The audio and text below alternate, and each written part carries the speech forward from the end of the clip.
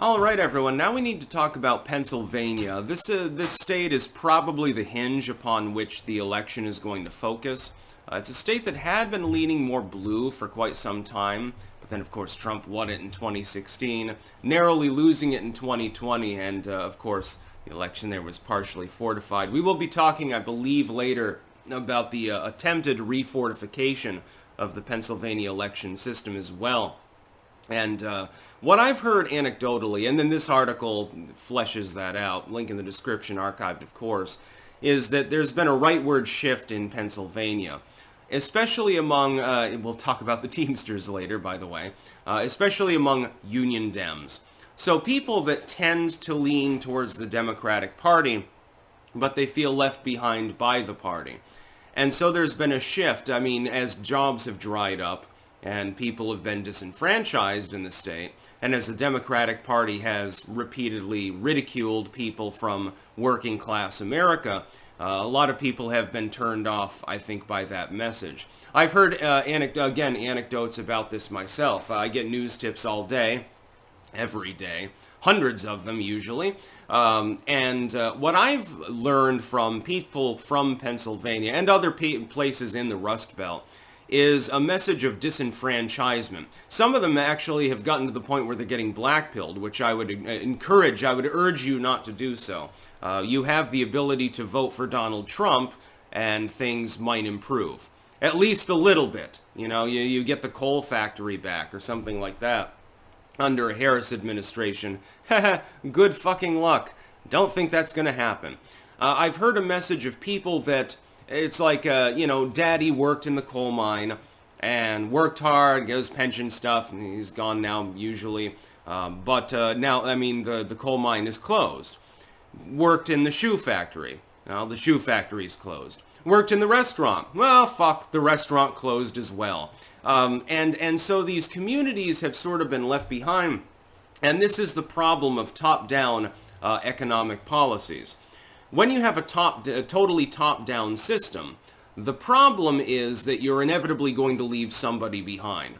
Maybe it's urban areas, maybe it's suburban areas, maybe it's small-town America, maybe it's rural America. When you have a centralized hierarchical system, like the Biden-Harris campaign has in mind, inevitably somebody gets screwed. It's much better to let the states generally take the fore. Under the 10th Amendment, this is literally the purpose of it, it makes more sense. It works a little bit better. More communities will not be left behind. You can't save everyone. There will always be poor people. There will always be somebody living under the highway overpass. There will always be problems. But can I please ask people one really important thing? Were the number of people being left behind, was it greater or less 10 years ago or 20 years ago? For those that actually remember that period. Because I can't remember seeing anything akin to what I'm seeing in the news, especially under economic situation sort of reporting, anything remotely similar to what we've seen over the last few years. The problems have metastasized. Homelessness has skyrocketed. Fentanyl usage, drug usage in general, heroin and things like that. It's like somebody decided to invent fentanyl because heroin wasn't good enough anymore. Now, heroin's pretty great, but can't we make this a little bit more powerful? Sort of like the development of crack by the CIA back in the 1980s, which is true, actually.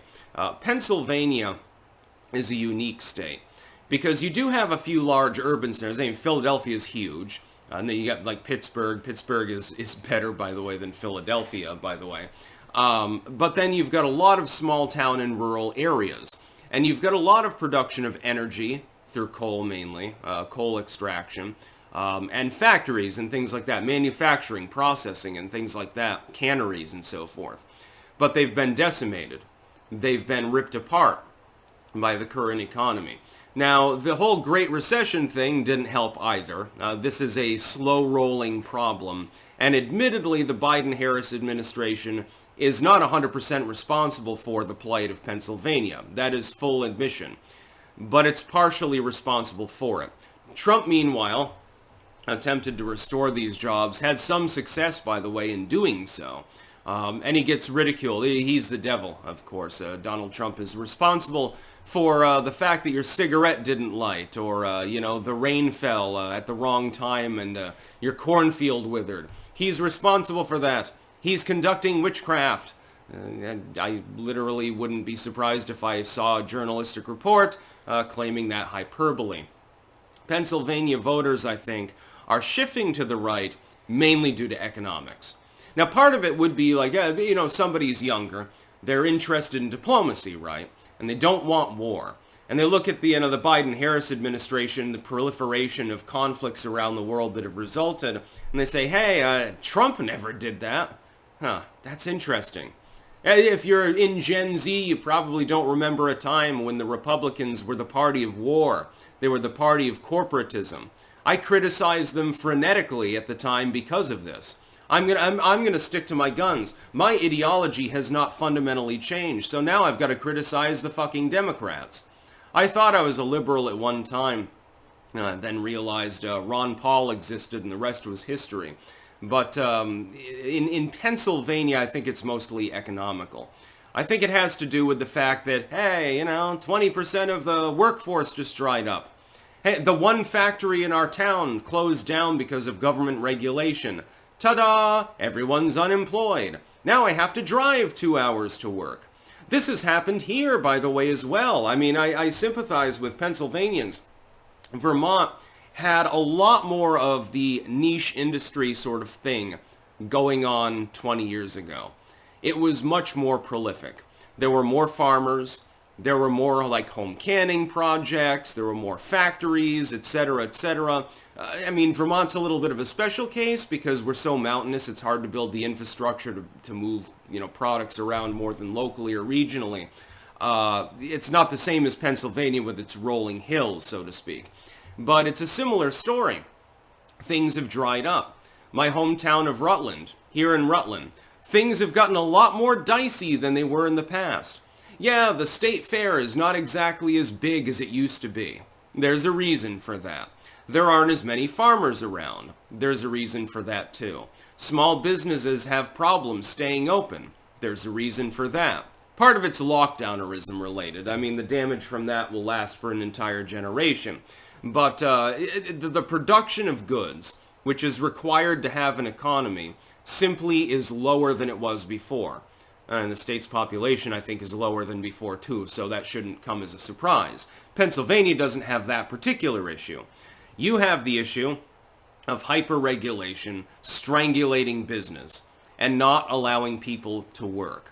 By the way, I can't remember whether Pennsylvania is a right-to-work state or not. I believe that it is, but I can't remember, so don't quote me on that one.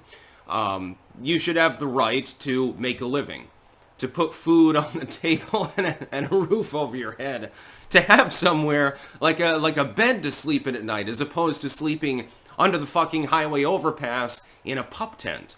I think that Pennsylvanians are intelligent enough to understand one of the potential forthcoming administrations wants them to have that opportunity.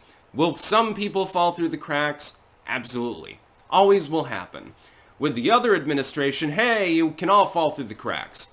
Crack is the entire point. Hunter Biden is adjacent to the administration for a reason. That's about all. Peace out.